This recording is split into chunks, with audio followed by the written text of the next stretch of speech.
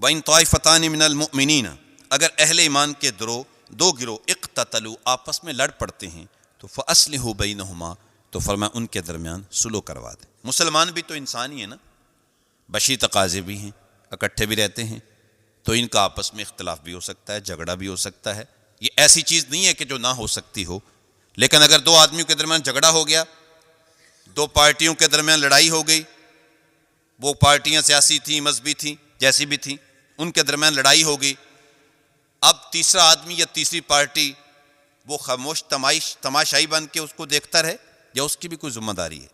تو فرمایا خاموش تماشائی نہیں بننا، بلکہ فَأَصْلِحُوا بَيْنَهُمَا تم ان دو پارٹیوں کے درمیان صلح کرواؤ۔ وہ جیسی بھی دو پارٹی ہیں، دو لوگ ہیں، تیسرے بندے کی ذمہ داری ہے کہ وہ ان کے درمیان صلح کروائے۔ اور فرمایا کہ صلح کی فضیلت کتنی ہے، تو یہاں ایک روایت آپ سماعت کر لیجئے۔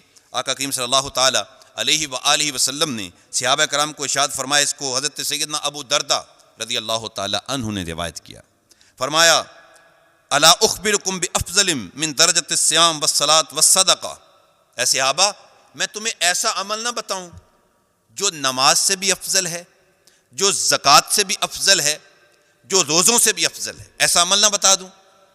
بھلا یا رسول اللہ، صحابہ کرام نے عرض کیا حضور ضرور ارشاد فرمائیں، ایسا عمل جو نماز سے بھی افضل، روزوں سے بھی افضل، صدقہ و خیرات سے بھی افضل؟ فرمایا ہاں۔